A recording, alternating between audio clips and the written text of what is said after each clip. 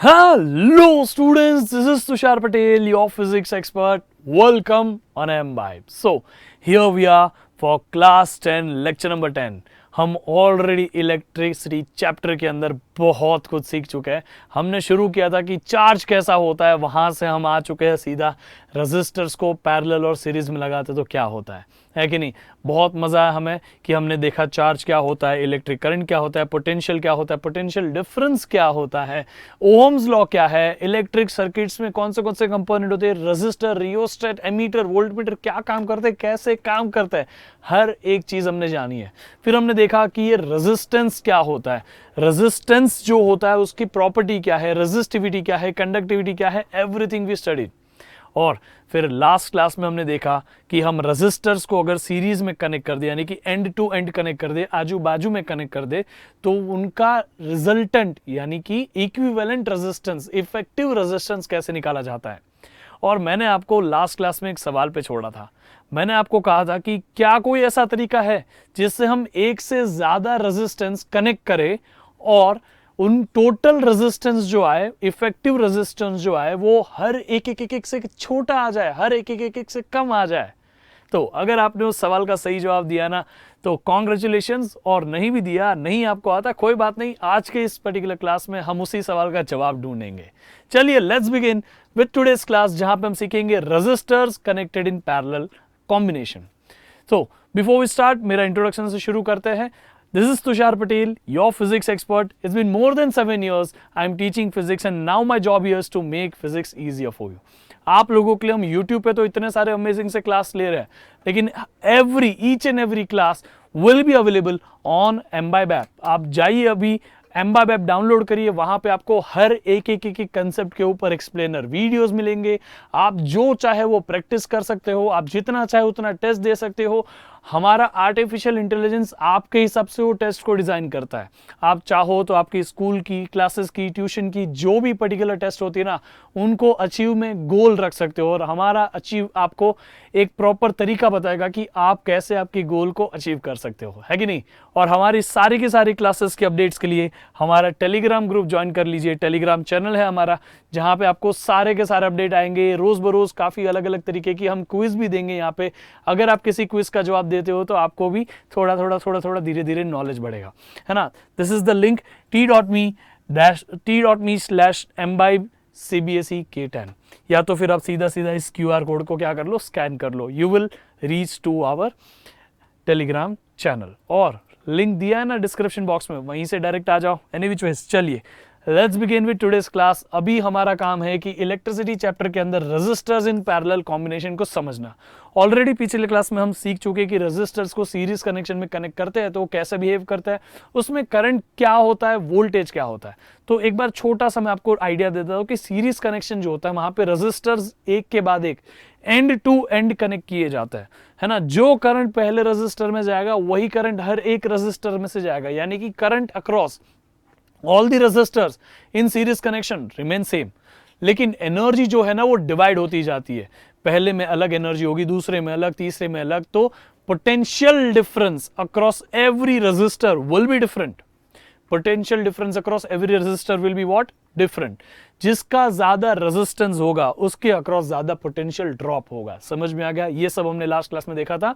और हमने ये भी जाना था कि जब रेजिस्टर सीरीज में कनेक्ट कर दिए जाए तो उनका इक्विवेलेंट रेजिस्टेंस या तो इफेक्टिव रेजिस्टेंस या टोटल रेजिस्टेंस होता है इंडिविजुअल रेजिस्टेंस का सिंपल एडिशन, है ना. Total R will be equal to R1 plus R2 plus R3 plus R4.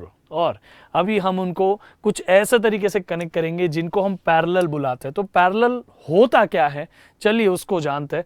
तो हम इलेक्ट्रिसिटी चैप्टर में ये सारे के सारे कंसेप्ट सीख चुके हैं. आज के इस क्लास में हम resistance of a system of resistors के टॉपिक के अंदर एक आगे का टॉपिक करने वाले. जैसे हमने लास्ट क्लास में सीरीज का किया था, वैसे ही इसके क्लास में हम रेजिस्टर्स इन पैरेलल कॉम्बिनेशन देखेंगे. उनमें करंट और वोल्टेज का डिस्ट्रीब्यूशन क्या है वो देखेंगे, और उनका इक्विवेलेंट रेजिस्टेंस कैसा होता है उसके बारे में जानेंगे. बहुत मजा आने वाला है. Parallel combination is my favourite, आपका भी फेवरेट हो जाएगा. बहुत मजा आएगा. हम जब से ये टॉपिक पढ़ना शुरू किए ना, तब से हमने हमेशा इलेक्ट्रॉन्स को कार मान के पढ़ा है और रास्ते को कंडक्टर मान के पढ़ा है और ट्रैफिक को रेजिस्टेंस मान के पढ़ा है। तो हम उसी एनालॉजी से आगे बढ़ते हैं। देखें यहाँ पे अगर हमारे पास सिर्फ और सिर्फ एक ही टोल बूथ हो तो हम यहाँ से एक एक एक एक व्हीकल जाएगा, अपने टाइम पे रुकेगा, फिर दूसरा व्हीकल आएगा, फिर वो आगे बढ़ेगा। कितना डिफिकल्ट होता है। इस पर्टिकुलर सिचुएशन में हम धीरे हो जाएंगे, हम स्लो हो जाएंगे। तो अगर इलेक्ट्रॉन के पास भी एक ही रास्ता है ना तो इलेक्ट्रॉन भी स्लो हो जाता है ना। तो हम क्या करते हैं, मल्टीपल टोल बूथ एक के बाद एक लगा देते हैं। देखो 1 2 3। इससे क्या होता है, किसी भी व्हीकल को रुकना नहीं है। एक रास्ता बंद है दूसरे से जाओ, दूसरा रास्ता बंद है तीसरे से जाओ, एक पे वेटिंग है दूसरे से जाओ। तो ऐसे जब हम मल्टीपल टोल बूथ लगाते तो एक के कंपेयर में इधर से ज्यादा इजीली जा पाता है। समझ में आ गया। जब अकेला था बेटा ये टोल बूथ तो हमारे लिए स्लो हो गया था ट्रैफिक। यहां पे देखो कितना फास्ट जा रहा है। Do you understand. तो ऐसे टोल बूथ एक के बाद एक नहीं लगाना, मतलब एक के बाजू में एक लगाने से हमारा काम इजी हो जाता है, ट्रैफिक कम हो सकता है। समझ गया। जब हम सीरीज का पढ़ रहे थे ना तब हमने देखा था एक के बाद एक टोल बूथ लगाना, तो उससे तो और ट्रैफिक बढ़ जाता है, उससे रेजिस्टेंस और बढ़ जाता है। लेकिन यहां पे हमने एक के बाजू में एक टोल बूथ लगाया जिससे एक टोल बूथ के कंपेयर में अभी ये मल्टीपल टोल बूथ जब बाजू बाजू में लगाए हो तो बहुत इजीली काम कर देता है हमारा करंट, है ना। तो इसी पर्टिकुलर कनेक्शन को बोलते हैं कि यह है पैरेलल, एक में से दूसरे में से तीसरे में से। यानी कि यहां से जो भी व्हीकल जाएगी उसके पास 3 रास्ते बनेंगे, इधर से जा या इधर से जा या इधर से जा। तो इन्हीं को हम बोलते हैं parallel. Parallel is when we have multiple path, we have multiple ways to do one thing. Okay, so उसी को बोलते हैं पैरेलल वे। समझ में आ गया। तो पैरेलल कॉम्बिनेशन से क्या होता है कि हमारा ट्रैफिक कम हो जाता है। सिमिलरली जब ट्रैफिक कम हो जाता है तो हमारे लिए ऑब्वियस सी बात है रेजिस्टेंस भी तो कम हो जाता होगा ना। चलो वो आगे देखेंगे, बट अभी बात यह है कि parallel combination of a resistor एक सिंपली ऐसा कॉम्बिनेशन है जहां पे हमने सिर्फ 2 पॉइंट के बीच में मल्टीपल रेजिस्टर्स लगा दिए हो। Can you see this. 2 point के अक्रॉस अगर एक से ज्यादा रेजिस्टर है तो उसे हम बुलाते हैं पैरेलल कनेक्शन। सीरीज में क्या था बेटा कि अगर ये रेजिस्टर का सिंबल हम ले रहे हैं तो एक के बाजू में एक था, उसके बाजू में एक और था। लेकिन पैरेलल में ऐसा नहीं है। पैरेलल में एक यहां से गया तो इधर एक हो गया, यही रास्ते से दूसरा भी जा सकता है और यही रास्ते से तीसरा भी जा सकता है। समझ में आ गया। तो यहां से पैरेलल में फायदा ये होता है कि आप यहां से जाओगे ना तो आपको मल्टीपल पाथ पॉसिबल है, यहां से भी निकल सकते हो, यहां से भी, यहां से भी। लेकिन सीरीज में ऐसा पॉसिबल नहीं है, आपको वही रास्ते से आगे आगे आगे आगे बढ़ना पड़ेगा। तो parallel combination is simply that combination जहां पे हमने सिर्फ 2 पॉइंट के अक्रॉस एक से ज्यादा रजिस्टर लगाए हो। समझ में आ गया। तो दिस इज पैरेलल कनेक्शन। आप देखोगे तो यहाँ पे देखो जिस तरह से व्हीकल के पास मल्टीपल वेज होते थे बाजू बाजू में जब हमने टोल बूथ लगाए थे, उसी तरह करंट के पास भी मल्टीपल रास्ते। देखो करंट जो आएगा वो 1 2 3 रास्ते में स्प्लिट हो जाएगा, जिसको जिधर से जाना है उधर से चले जाएगा। समझ में आ गया। So this connection is simply called as parallel connection. समझ में आ गया। आपका सवाल, आपके लिए सवाल है कि आपको आइडेंटिफाई करना है which one of the following is parallel connection. बताइए कौन सा पैरेलल है, ये और ये, फर्स्ट और second. Come on please tell me. Parallel connection identify करने के लिए 2 पॉइंट के बीच में अगर मल्टीपल रेजिस्टर्स है, जी हां यहां है, क्या यहां भी है? यहां हमारे पास ये एक के बाद एक, दूसरे उसके बाद एक, उसके बाद एक, यानी कि ये 2 पॉइंट के बीच में एक ही है, ये 2 पॉइंट के बीच में भी एक ही है, ये और ये पॉइंट के बीच में भी एक ही है। तो obviously this is series connection, क्योंकि एक के बाजू में एक, दूसरे के बाजू में तीसरा, ऐसा लगा है। This is the parallel connection. Let's select this and submit this कि यही आंसर है कि नहीं। Amazing, this is the correct answer, है ना। चलो आगे बढ़ते बेटा। तो आई होप कि आप समझ पाए कि पैरेलल कॉम्बिनेशन कैसा होता है। सीरीज और पैरेलल में कंफ्यूजन मत रखिएगा बेटा। सीरीज में एक के बाद एक कनेक्टेड होते सब, लेकिन पैरेलल में वही 2 पॉइंट के बीच में एक रास्ता, दूसरा रास्ता, तीसरा रास्ता, 2 पॉइंट के बीच में मल्टीपल रेजिस्टर्स कनेक्टेड होते हैं। उन्हें हम क्या बुलाते हैं? We call it as parallel connection of resistance. समझ में आ गया। I hope you got this. अब हमें यह जानना है कि पैरेलल कनेक्शन में जैसे ही हम रेजिस्टर्स को कनेक्ट करते हैं तो उनका अंदर जो करंट फ्लो कर रहा है उसमें अंदर जो पोटेंशियल डिफरेंस है वो कैसे बिहेव करता है। क्या सब में पोटेंशियल सेम रहता है या करंट सेम रहता है, कौन डिवाइड होता है, उसके बारे में हमें आइडिया लेना है। चलिए, तो हम यहां पे ये समझते हैं कि पैरेलल कॉम्बिनेशन को हम व्हीकल के एग्जांपल से इजी करने की ट्राई करते हैं। जब हमारे पास यहाँ एक रोड है, यहाँ पे भी हमने एक ही रोड रखा है, लेकिन यहां देखिए मल्टीपल स्पीड ब्रेकर्स है, यहां एक ही स्पीड ब्रेकर्स है। मैंने आपको समझाया, हमेशा हमने यही तरीके से पढ़ा है कि व्हीकल्स जो होते हैं, कार जो होती है, उनको इलेक्ट्रॉन मानो, रास्ते को आप मान लो कि वो कंडक्टर है, उसके यहाँ पे जो ट्रैफिक है या स्पीड ब्रेकर जो, उनको आप रेजिस्टेंस मान लो। तो यहां ज्यादा रेजिस्टेंस है कि नहीं, यहां अपोजिशन ज्यादा है, मुझे पता है यहां रेजिस्टेंस कम है, समझ में आ गया। तो यहां अपोजिशन ज्यादा है, यहां रेजिस्टेंस कम है। मुझे बताओ करंट किस में ज्यादा होगा, वैसे रास्ते पे जहां ज्यादा रेजिस्टेंस है, ऐसे रास्ते पे जहां कम रेजिस्टेंस है। करंट यानी कि क्या, फ्लो ऑफ इलेक्ट्रॉन। हम अगर व्हीकल के केस में होता है तो करंट किसको लेंगे, फ्लो ऑफ व्हीकल्स को। तो व्हीकल किस में फास्ट मूव कर पाएंगे, come on please tell me. या so they will be able to move faster with the path which has least resistance, यानी कि यहां से जल्दी जल्दी निकल जाएंगे, यहां टाइम लगेगा। लेकिन हमें ऐसा सब इमेजिन नहीं करना। We have beautiful beautiful video, beautiful animation to make you realize this. See, यहां पे फास्ट जा रहे कि ऊपर फास्ट जा रहे, देखिएगा ध्यान से, कम ऑन, वाओ। यहां पे कार कहां, दूसरे स्पीड ब्रेकर पे पहुंच गई, यहां तो अभी फर्स्ट स्पीड ब्रेकर भी क्रॉस नहीं हुआ है।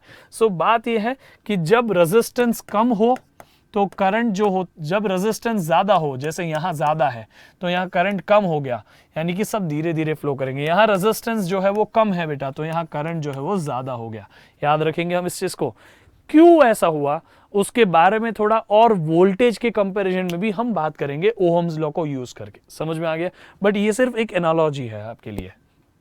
तो जब हमारे पास कोई ऐसा सर्किट आता है जहां पे मल्टीपल रेजिस्टर्स कनेक्टेड होता है, जैसे यहां पे मल्टीपल रेजिस्टर्स है, पैरेलल कॉम्बिनेशन में कनेक्टेड है, एक रेजिस्टर है 6 ओहम का, दूसरा रेजिस्टर है 3 ओहम का, तो 3 ओहम का रेजिस्टेंस कम रेजिस्टेंस ऑफर कर रहा है करंट को, यानी कि ज्यादा करंट उसमें से जाएगा। तो रेजिस्टेंस 1 की वैल्यू है 3, तो उसमें से करंट जो जा रहा है वो 6 है। यहां पे 6 का रेजिस्टेंस है तो ज्यादा रेजिस्टेंस ऑफर कर रहा है, इसलिए यहां से करंट जो जाएगा वो 3 का है। अब मैं आपको समझाता हूं कैसे। यहां से टोटल करंट कितना जा रहा है बेटा, देखो टोटल करंट इज 9 एम्पियर, है ना। और यहां पे आप रेजिस्टेंस देखो कि ये 3 ओहम है और ये 6 ओहम है, तो 3 ओहम और 6 ओहम। मुझे बताया ये दोनों के दोनों रेजिस्टर के अक्रॉस कितने सेल कनेक्टेड है, एक ही है कि नहीं। आप इसको देखोगे, सबसे पहले वाले रेजिस्टर को देखोगे 6 ओम को, तो उसके अक्रॉस भी ये एक ही है ना। और आप चाहे तो सिर्फ 3 ओम को देख लो, 3 ओम के अक्रॉस भी तो ये एक ही है। तो यही सेल दोनों के अक्रॉस कनेक्टेड है। जब वोल्टेज सेम रहता है, जब क्या बेटा सेम रहता है, वोल्टेज सेम रहता है, तब आपको याद रखना है V is equal to I R. अगर वोल्टेज सेम है तो एक काम करो, यहां पे थोड़ा इक्वेशन में उलट पलट करो, I is equal to V by R. जब वोल्टेज सेम रहता है तो current is inversely proportional to resistance, current is inversely proportional to resistance. मुझे बताइए 3 और 6 में से कौन ज्यादा है, 6 ज्यादा है, तो रेजिस्टेंस ज्यादा तो उसमें करंट कम होगा, तो 6 का रेजिस्टेंस ज्यादा है उसीलिए उसमें से करंट कम है। सिमिलरली 3 ओहम का रेजिस्टेंस कम है तो उसमें से करंट ज्यादा होगा, तो 3 ओहम में से करंट 6 एम्पियर जा रहा है, समझ में आ गया। यानी कि 9 जो है वो डिवाइड हो गया 3 और 6 में, लेकिन जहां ज्यादा रेजिस्टेंस वहां से कम वाला हिस्सा गया और जहां कम रेजिस्टेंस वहां ज्यादा वाला हिस्सा गया, समझ में आ गया। यहां पे रेजिस्टेंस आप देखोगे ना तो भी 3:6 में है, यानी कि 1:2 में है। इधर 1 का रेजिस्टेंस मान लो तो इधर 2 का हो गया, इधर 3 का मान लो तो इधर 6 का हो गया, इधर 4 का मान लो तो इधर 8 का हो गया। तो ऑब्वियसली करंट भी तो उसी तरह उल्टा टूटेगा ना। यहां पे करंट देखो, यहां पे करंट 2:1 में है ना। तो ऐसा क्यों हुआ, क्योंकि current is inversely proportional to resistance. जिसका रेजिस्टेंस ज्यादा उसका करंट कम, तो एक वाले का रेजिस्टेंस ज्यादा तो उसके लिए करंट, एक वाले का रेजिस्टेंस जो है वो कम है, यानी कि यहां पे देखोगे आप तो इसमें रेजिस्टेंस कम है तो उसमें करंट जो है वो ज्यादा आ गया, रेजिस्टेंस 1 तो करंट 2। सिमिलरली यहां पे अगर मैं बोलूं तो रेजिस्टेंस जिसका 2 है तो उसमें करंट जो है वो 1 हो गया बेटा। अभी मैं 1 की जगह पे ये 1 जो मैंने लिखा वो 3 के लिए लिखा था, तो उसको 3 कर दूं तो आप आराम से यहां पे देख सकते हो, इसको मैं 3 कर दूं और ये 2 की जगह मैंने 6 लिखा था तो यहां 6 कर दूं। तो आप मुझे बताओ 9 भी कैसे टूटेगा, 3 के लिए फिर 6 बन जाएगा और 6 के लिए 3 बनेगा, क्योंकि जहां रेजिस्टेंस कम है 3 है वहां करंट को ज्यादा होना है तो इसलिए 6 बन गया। समझ में आ गया, बहुत सिंपल है। कैसे टूटा, तो हम सिंपली इस तरह से देखते हैं कि जहां ज्यादा रेजिस्टेंस वहां कम करंट जाएगा, जहां कम रेजिस्टेंस वहां ज्यादा करंट जाएगा। जब रेजिस्टेंस ही 1:2 में है, जब रेजिस्टेंस ही 1:2 में है तो करंट किस में होगा? 2:1 में ना, समझ में आ गया? यहां पे 2 और यहां पे 1, तो 2:1 में होगा। जब रेजिस्टेंस आर इन 1:2 तो करंट विल बी इन 2:1, यानी कि R1 की वैल्यू और R2 की वैल्यू 1:2 में है, तो I1 की वैल्यू और I2 की वैल्यू 2:1 में होगी। याद रखिएगा इस चीज को, समझ में आ गया? फिर आप कोई भी नंबर ले लो, फर्क ही क्या पड़ता है, समझा नहीं? तो बहुत ईजी है ये सारी चीजें। तो higher the resistance lower will be the current, this is the simple formula, है ना? चलो आगे बढ़ते बेटा, लेट्स गो अहेड।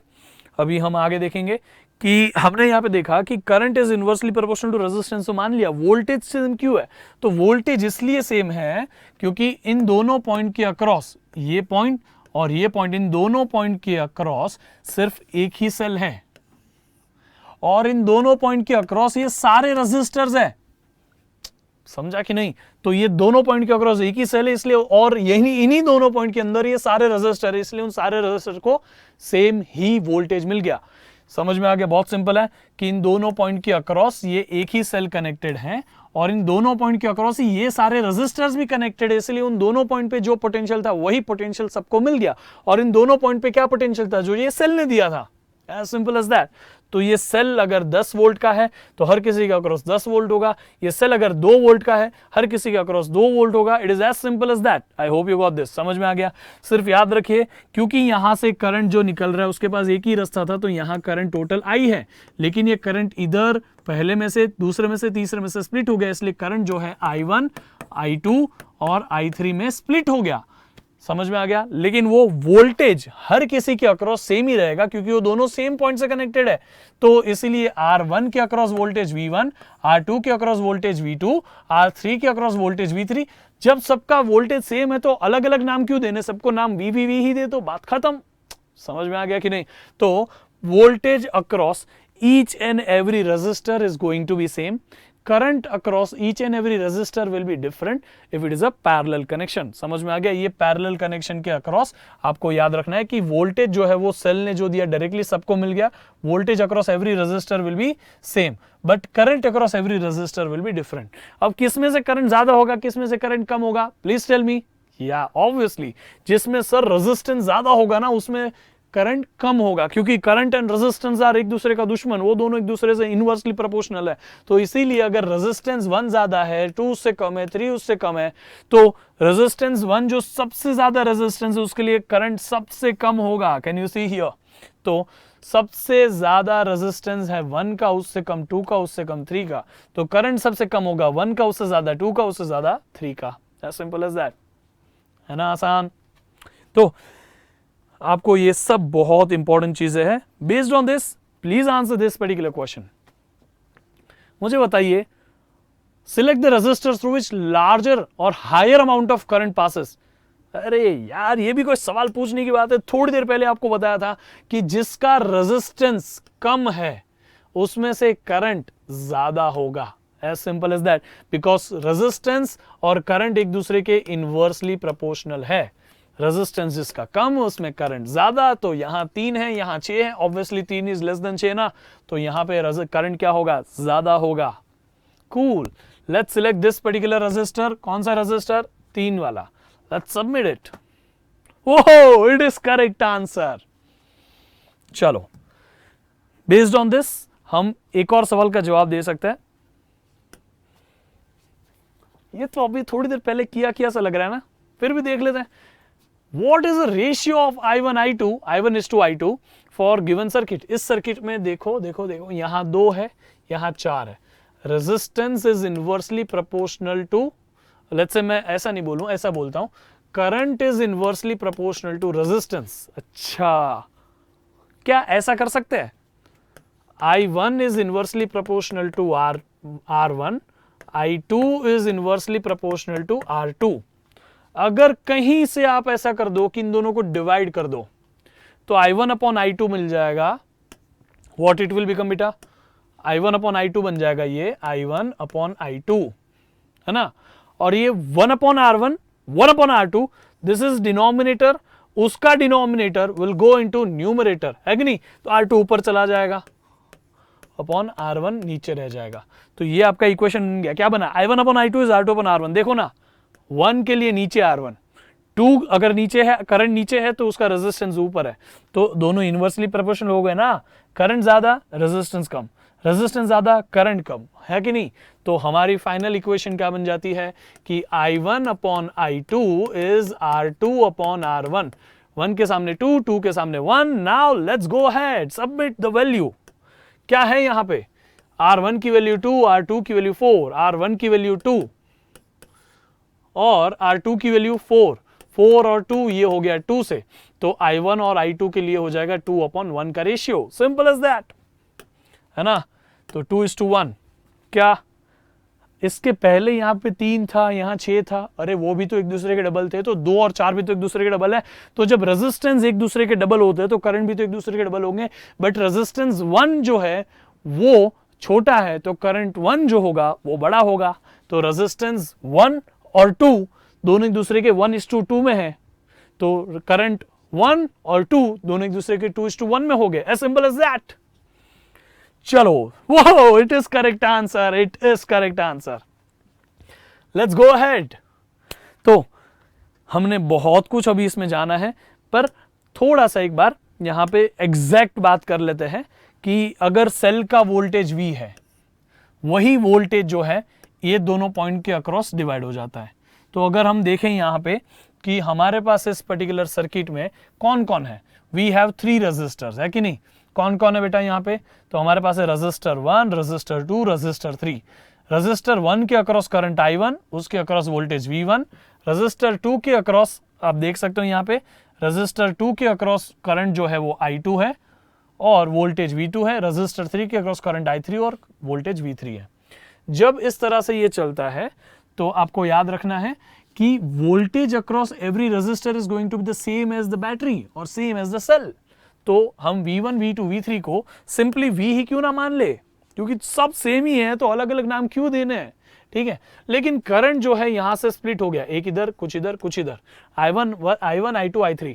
मुझे बताओ करंट क्या नया बनेगा क्या, नहीं, जो करंट इधर से जाएगा वही करंट इन तीनों पार्ट में टूटेगा ना, स्प्लिट हो रहा है, इट इज गेटिंग डिवाइडेड। समझ में आ गया, वो डिवाइड हो रहा है, जैसे सीरीज कनेक्शन में वोल्टेज डिवाइड हुआ था, इस तरह से यहां पे पैरेलल कनेक्शन में करंट डिवाइड होता है। It is as simple as that, ठीक है।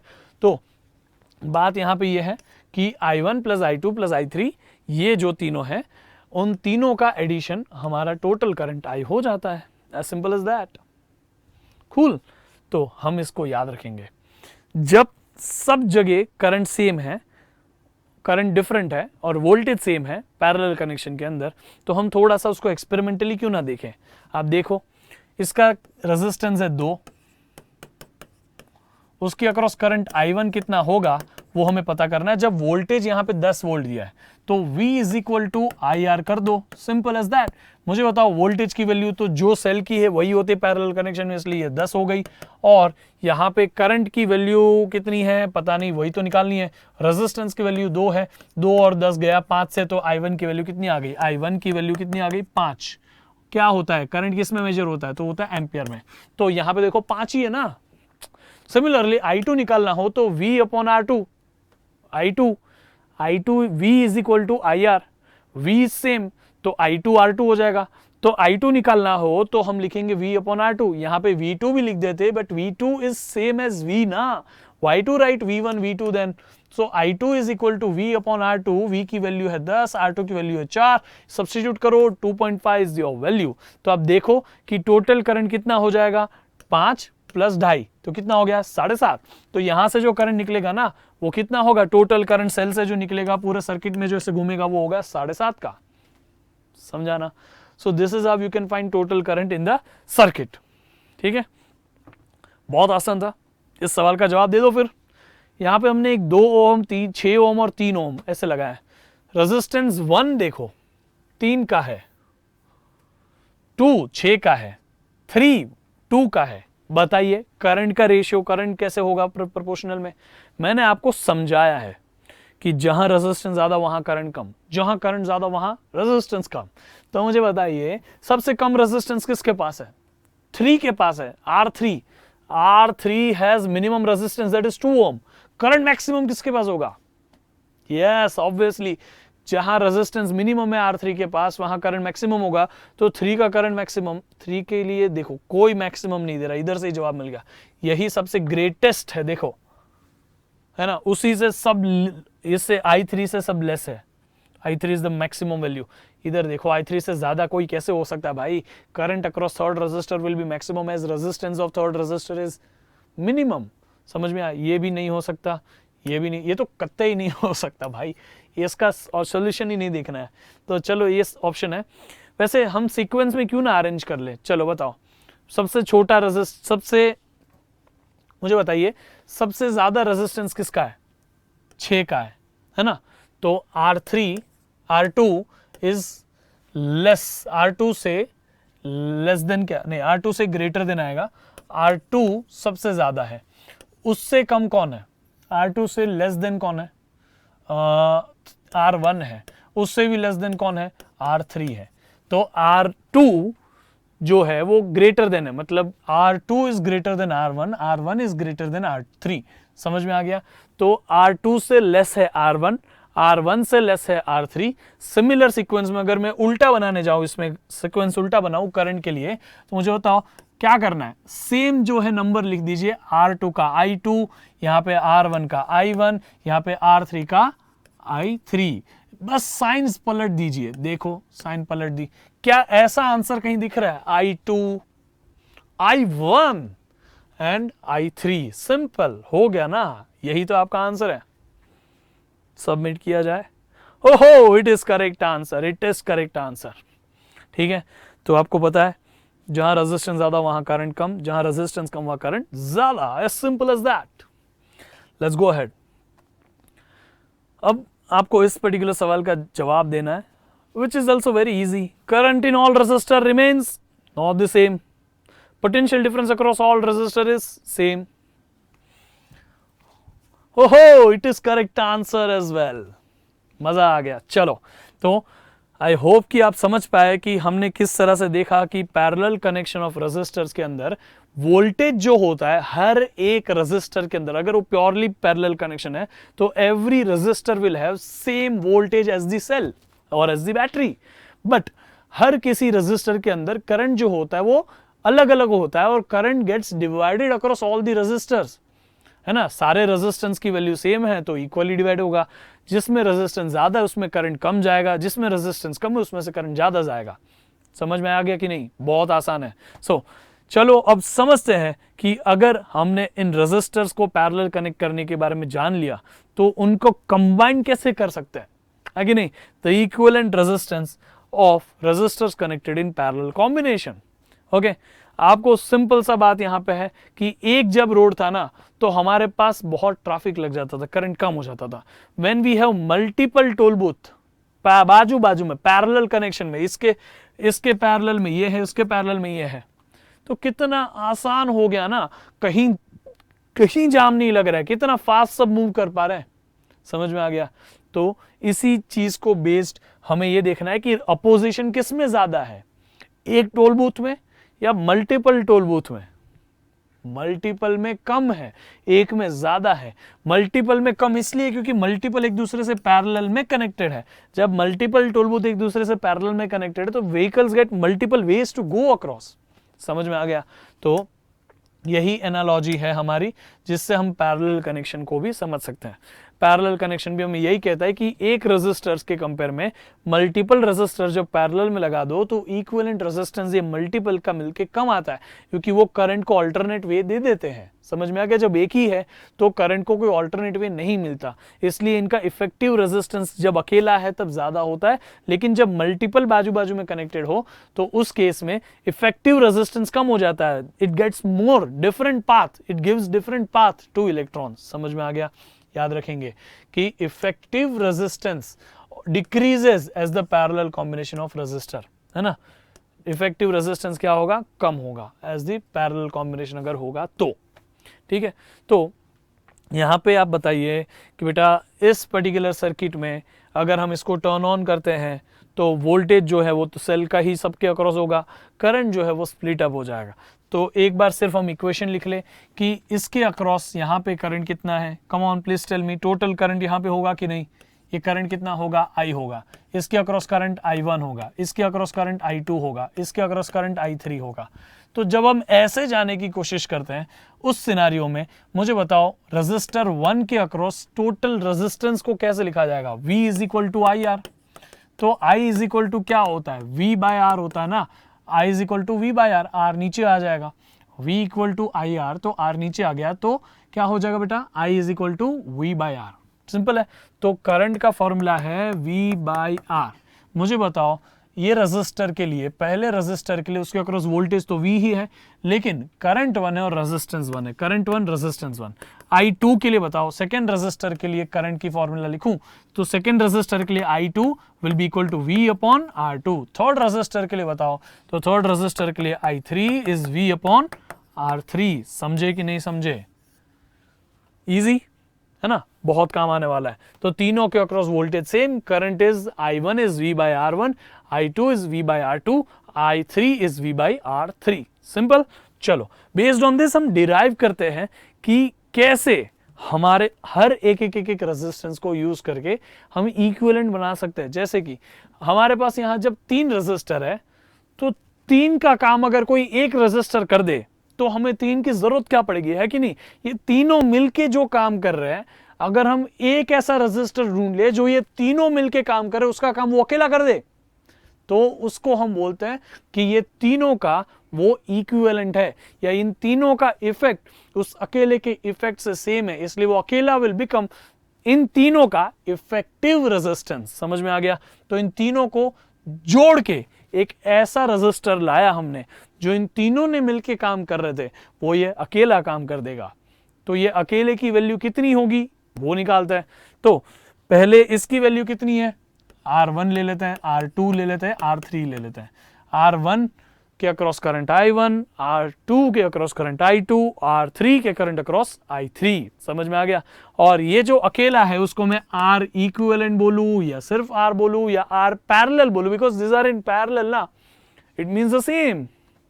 ओके चलो लेट्स डिराइव इट।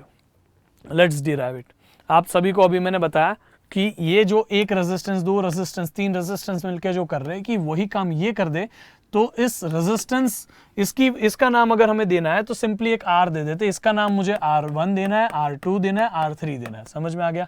तो R1, R2, R3 अगर हम नाम देते हैं तो मुझे बताइए कि करंट अक्रॉस 1 क्या होगा। अभी हमने लिखा था everyone please tell me come on यार। हाँ, I1 will be equal to V by R1, I2 will be equal to V by R2. Come on, then there will be last one. कौन सा है, I3 will be equal to V by R3. इसके across voltage तो यही है ना, लेकिन current जो I है वो डिवाइड हो चुका है I1, I2, I3 में। तो ये रेजिस्टेंस R1 था, ये R2 था और ये R3 है। समझ में आ गया। चलो तो इस हिसाब से टोटल करंट जो होता है वो तो सबका एडिशन होता है, जो करंट इधर से जाएगा वही तो इन तीनों में स्प्लिट होगा, और इसीलिए तो बोलते हैं ये जो करंट है वो I1, I2, I3 के इक्वल होगा, क्योंकि यही करंट I यहां से I1, I2 और I3 में गया है। तो I1 plus I2 plus I3 is equal to what, I, as simple as that. अभी यहां पे जैसे हम लिखते हैं कि I1 तो लिखो V बाय R1, I2 तो लिखो V बाय R2, यहां पे दिखा है। I3 तो लिखो V बाय R3, देखो यहां लिखा है। तो सिमिलरली इन तीनों का मिलके जो एक रेजिस्टेंस काम कर रहा है, which we call it is effective resistance, तो ये अगर इसको मैं R बोलता हूं तो इसके अक्रॉस भी तो यही वोल्टेज है जो V यहां पे है। तो V इज इक्वल टू क्या लिखूंगा, IR लिखूंगा ना, क्योंकि इसमें से ये तीनों थे तो अलग अलग करंट गया, लेकिन ये तो अकेला है तो टोटल करंट I ही तो जाएगा। तो V is equal to IR, तो I is equal to what, V by R। इसीलिए सिर्फ ये जहां I है वहां V बाय R लिखो। फिर V कॉमन कैंसिल, इधर का भी, इधर का भी, इधर का भी, ये सब कैंसिल हो जाएंगे। कैसे बेटा, आपने ये क्या कर लिया, यहाँ पे इन तीनों V को कॉमन ले लिया और इक्वल टू के उस साइड वाले V से कैंसिल कर दिया, एज सिंपल एज दैट। और आपको जो मिला वो है 1/R1 plus 1/1/R1 plus 1/R2 plus 1/R3 is equal to 1/टोटल R, 1/इक्विवेलेंट R। समझ में आ गया। यहां एक चीज ध्यान से देखिए बेटा कि ये जो है 1/R इक्विवेलेंट है, जो R1, R2, R3 का मिलके जो काम कर रहा है ना वो ये R है, ठीक है। याद रखिएगा कि 1/R मिलता है आपको, सिंपल है। जैसे सीरीज में था R is equal to R1 plus R2 plus R3, यहाँ पे 3 रजिस्टर के लिए हो गया 1/R1 plus 1/R2 plus 1/R3 is equal to 1 total R, not equal to directly R। समझ में आ गया? एक और चीज, 2 हो गए तो 1/R1 प्लस 1/R2, 3 हो गए तो 1/R1 plus 1/R2 plus 1/R3 is equal to total 1/R, है ना। 4 हो गए तो 1/R1 plus 1/R2 plus 1/R3 plus 1/R4 is equal to 1/R। समझ गया? ये बढ़ाते जा सकते हो आप कितना भी हो, ठीक है। तो बेस्ड ऑन दिस चलिए एक दो कुछ अच्छे अच्छे सवाल करते हैं।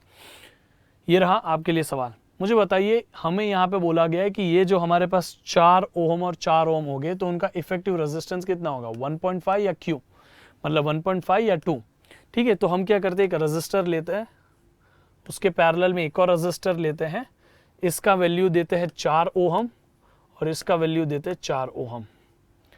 प्लीज टेल मी, अगर ये 4 है, ये 4 है, देखो ये पैरेलल में तो है ही, क्योंकि जो करंट इधर से आएगा उसके पास 2 रास्ते हैं, ठीक है।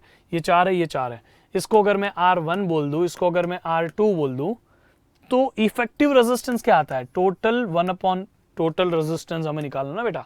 तो टोटल रेजिस्टेंस के लिए हमारे पास जो फॉर्मूला है वो तो एक सिंपल सा फॉर्मूला है। क्या है formula, 1 total R is equal to 1/R1 plus 1/R2, क्योंकि यहाँ 2 ही है तो हम R2 तक ही जाएंगे। लेकिन 2 के लिए ना ये थोड़ा सा कॉम्प्लिकेटेड लगता है। मैं आपको 2 रेजिस्टर, जब सिर्फ 2 रेजिस्टर होगा उसके लिए सिंपल फॉर्मूला बताता हूं। चलो इधर देखो, बहुत सिंपल है, ये कोई मैजिक नहीं है। मैं सबको ऐसा बोलता हूं कि एक ट्रिक है, R1 इंटू R2 अपन R3, तो मैं 2 के लिए आपको एक सिंपल फॉर्मूला बताता हूं। ये देखो, R1 into R2 upon R1 plus R2, ये है आपका simple formula just for 2 register, only for 2 registers. R1 into R2 upon R1 plus R2, यानी कि मल्टीप्लाई करो और एडिशन से डिवाइड कर दो, एज सिंपल एज दैट। ये कोई ट्रिक नहीं है बेटा, ये साइंस है, मैजिक नहीं है। मैं आपको बताता हूं ये आया कैसे। चलो इधर देखो, ये क्रॉस मल्टीप्लाई करो तो R2 ऊपर जाएगा, R1 इधर जाएगा प्लस में, और नीचे दोनों मल्टीप्लाई हो जाएगा, तो R1 इंटू R2। ये जो बनाना वो 1/R है। We don't want 1/R, we just want R, है ना। R is the effective resistance, not 1/R। उल्टा पलट, इसको पलटा तो हो जाएगा R ऊपर, R1 इंटू R2 ऊपर और R2 प्लस R1 नीचे, तो R1 इंटू R2 ऊपर, नीचे हो गया R2 प्लस R1 को R1 प्लस R2 लिखो ना भाई, फर्क क्या पड़ता है, 2 प्लस 1 इज 1 प्लस 2, है कि ना। तो ये देखो, R is equal to R1 R2 upon R1 plus R2, R is equal to R1 R2 upon R1 plus R2, as simple as that. तो ये कोई ट्रिक नहीं है, it is just simplified version just for 2 registers. Simple है, अभी हम सीधा इसको यूज करेंगे। चलो, तो हमारे पास में 2 केसेस है, एक ये और एक ये। पहले केस के लिए जस्ट मैंने अभी डायग्राम बनाया था, let me make it again. ये है हमारे पास 4 ओहम, ये भी है 4 ओहम। हमें चाहिए एक simple formula, R is equal to R1 into R2, दोनों को मल्टीप्लाई करो, दोनों के एडिशन को डिवाइड कर दो, ठीक है। ये है हमारे पास फॉर्मूला। सिमिलरली एक दूसरा केस भी है यहाँ पे, जो उसमें यहाँ पे एक रेजिस्टेंस है 6 ओहम का और दूसरा रेजिस्टेंस है 3 ओहम का। अब आप बताइए, इसके लिए भी तो फॉर्मूला वही लगेगा। Let's use the formula again, R is equal to R1 R2 upon, multiply कर दो दोनों वैल्यू को और डिवाइड बाय सेम वैल्यू। मैं भी आपको फॉर्मूला लेके दे रहा हूं, आगे आपको प्रैक्टिस रखनी पड़ेगी, just multiply and answer it, okay. चलो इधर देखिए, पहले हम क्या करते हैं, इसका आंसर निकाल लेते हैं। तो R1 की वैल्यू, इसको मैं R1 बोलता हूं, इसको मैं R2 बोलता हूं, तो R1 की वैल्यू है 6, R2 की वैल्यू है 3 अपॉन R1 की वैल्यू है 6, R2 की वैल्यू है 3। मुझे बताइए 6 इंटू 3 18, 6 प्लस 3 9। तो मुझे बताइए ये R का जो वैल्यू आएगा वो 9 और 2 से 18 तो हो गया ना, ये 2 ओहम। सिंपल है, तो ये हमारे पास हो गया resistance is equal to 2 ohm, ठीक है। तो सेकंड केस के लिए, यानी कि बी के लिए हमारे पास आंसर आया 2। 2 कौन है, Q है, तो ये Q, बी के लिए आंसर आ गया Q। कूल, इजी है। अभी ये फॉर्मूला के बिना देखें, multiply both of them, 6 into 3 18, add both of them 6 plus 3 9, 18 by 9, answer आ गया ना सीधा 2। इजी ना। ओके, एनी विच वेज, चलिए इसके लिए करते हैं। जब भी दो रजिस्टर सेम दिख जाए ना, कुछ फॉर्मूला मत यूज करो, 1/r is equal to 1/r1 plus 1/r2, ये भी नहीं यूज करना है, r is equal to r1 into r2 upon r1 plus r2, ये भी नहीं यूज करना है। I am giving you the most important trick कि जब भी दो रेजिस्टेंस इक्वल हो जाए तो सीधा आधा कर दो, 4 का आधा 2। तो ये जो हमारा ए वाला क्वेश्चन था उसके लिए आंसर भी क्यों ही है, 2 है। भरोसा नहीं हो रहा ना, प्रूफ करके दिखा दो। देखो इसकी वैल्यू R1 बोलो, इसकी वैल्यू R2 बोलो। अरे R1 और R2 तो सेम है, तो क्या मैं लिख सकता हूं R1 इक्वल टू R2? क्या R1 R2 अलग अलग नाम क्यों देना है, दोनों को R ही बोल दो जब दोनों सेम ही है। तो R1 की जगह भी R रखो, R2 की जगह भी R रखो, नीचे R1 की जगह भी R रखो, प्लस R2 की जगह भी R रखो। R into R, R square, R plus R 2R, ये R और ये R ऊपर से कट गया तो R/2 हो गया। मतलब कि effective resistance in parallel, effective resistance in parallel is individual का हाफ। समझ में आ गया? इंडिविजुअल कितना है 4, उसका आधा R/2 यानी कि 4/2। 4/2 कितना है, come on please tell me, 4/2 कितना हो गया बेटा? Yes, it becomes 2। लेकिन मैं अगर नंबर से ही खेल लूं तो आपको और एक और बार समझाता हूं ताकि आपको ये ट्रिक जो है ना दिमाग में बस जाए, क्योंकि आप 11th 12th में भी यही यूज करोगे मेरी ट्रिक, तब याद करिएगा मेरे को। एनीवेज चलो, R1 की वैल्यू 4, R2 की वैल्यू 4, R1 की वैल्यू 4 प्लस R2 की वैल्यू 4, 4 इंटू 4 16, 4 प्लस 4 8, 8 और 16 2 से गया, answer is 2 any which ways. तो यहां पे भी रेजिस्टेंस इन पैरेलल का आंसर 2 आया, मतलब ए में भी क्यू है, बी में भी क्यू है, तो हम सीधा ए में क्यू, बी में क्यू सबमिट कर दे। Let's check it out. Oh, it is correct answer. समझा कि नहीं? बहुत आसान है कि नहीं? तो हमने जाना कि हमारे पास एक शॉर्टकट है। when there are only just two resistances, we have one simple formula. Effective resistance in parallel connection is R1 plus R1 into R2. Effective resistance in parallel connection is equal to R1 into R2 upon R1 plus R2, यानी कि multiply, add, then divide them. Simple. लेकिन जब दो register of the same value हो हमारे पास तो सीधा R/2, when two resistors are of equal value, दोनों के दोनों सिर्फ सेम वैल्यू के लिए है हमारे पास। तो हमने पहले वाले में ये ट्रिक अप्लाई थी कर दी और दूसरे वाले में सीधा ये अप्लाई कर दिया सेकेंड वाले केस में, क्योंकि यहां दोनों रजिस्टर अलग है। ओके कूल, समझ में आ गया कि नहीं? Effective resistance in parallel 1 resistance का फॉर्मूला होता है 1/R1 plus 1/R2 plus 1/R3 dash dash dash, जितना तक जाना है जा सकते हो। ठीक है, तो ये तीनों में करंट जो होता है इंडिविजुअली अलग होता है, उनका एडिशन इज टोटल करंट, तीनों में पोटेंशियल डिफरेंस सेम होता है। हमारे घर पे हम पैरेलल कनेक्शन यूज करते हैं। Why do we use parallel connection? की पैरेलल का एक बहुत बड़ा फायदा है, पैरेलल में ना एक के बाजू में एक के बाजू में कैसे लगा है, इससे क्या होगा कि एक रास्ता बंद हो गया ना, दूसरा रास्ता अभी भी चालू है। एक बल्ब बंद हो गया, अगर मैं पैरेलल में यहाँ पे बल्ब लगा दूं बेटा, तो ये हमारे पास एक रास्ता हो गया है ना, एक बल्ब, ये दूसरा बल्ब, ये हो गया हमारे पास तीसरा बल्ब। तो अगर ये एक बल्ब काम करना बंद कर दिया ना तो पूरा का पूरा करंट यहां से और यहां से जाना चालू रखेगा, पूरा सर्किट बंद नहीं होगा। कभी आपने देखा आपने एक लाइट बंद की पूरा घर का लाइट चला गया? नहीं ना। क्यों? क्योंकि आपके घर में सब कुछ पैरेलल में कनेक्टेड है। Everyone has their own voltage of 220 और 230, कुछ 230 होता है हमारे सबके घर पे, है कि नहीं? तो बात यहाँ पे ये है, parallel connection is the connection which we use at our home. समझ में? सीरीज नहीं यूज करते, उसका नुकसान मैंने आपको लास्ट क्लास में बताया था। एनी विच वेज, चलो तो आई होप आपको समझा कि मैंने आपको क्या क्या पढ़ाया। अगर आपको ये सब कुछ अच्छा लगा है तो प्लीज इस वीडियो को लाइक करो, इस चैनल को सब्सक्राइब करो, कमेंट बॉक्स में कमेंट करके बताओ कि आपको ये क्लास कैसा लगा। और आप सभी के लिए एक छोटा सा टास्क है, अब भी mBibe ऐप के ऊपर जाइए, download the mBibe app from Google play store, Apple app store, वहां पे जाके डाउनलोड करिए। वहां पे जाके आपको जो ये टॉपिक मैंने आपको पढ़ाया रेजिस्टेंस इन पैरेलल कनेक्शन, उसकी आपको एक छोटी सी टेस्ट देनी है। ठीक है, this is homework for you guys, come on. आपको क्या करना है, mBibe ऐप खोलना है, आपको अपना क्लास 10 जो सिलेक्ट किया होगा उसके अंदर जाओ, सब्जेक्ट सिलेक्ट करो, साइंस उसके अंदर होगा, फिजिक्स उसके अंदर होगा आपके लिए हमारा इलेक्ट्रिसिटी चैप्टर। इलेक्ट्रिसिटी चैप्टर में आपको टॉपिक मिलेगा which will be resistance connected in parallel, है ना। तो या तो resistance of a register connected in parallel ऐसा आपको दिखेगा। तो वहां पे जाके बस उसको टिक करो। आप चाहे उतने नंबर ऑफ क्वेश्चन की टेस्ट दे सकते हो। Artificial intelligence will design a test for you. at no cost. Everything is free on Mbibe. So why don't you use that? है ना, आप उसका फायदा लो, आपकी पढ़ाई को आगे बढ़ाओ, हमें भी अच्छा लगेगा आपके लिए। और हमारे सारे के सारे क्लास की अपडेट्स के लिए आपको हमारा टेलीग्राम ग्रुप ज्वाइन करना है। टेलीग्राम ग्रुप का link is given here.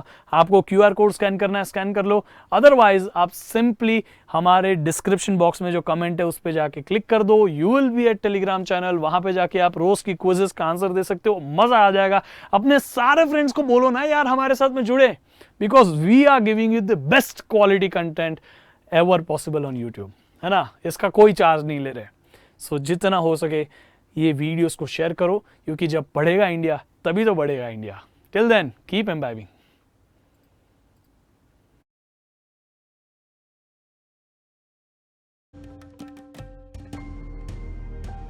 Keep imbibing. We believe in you.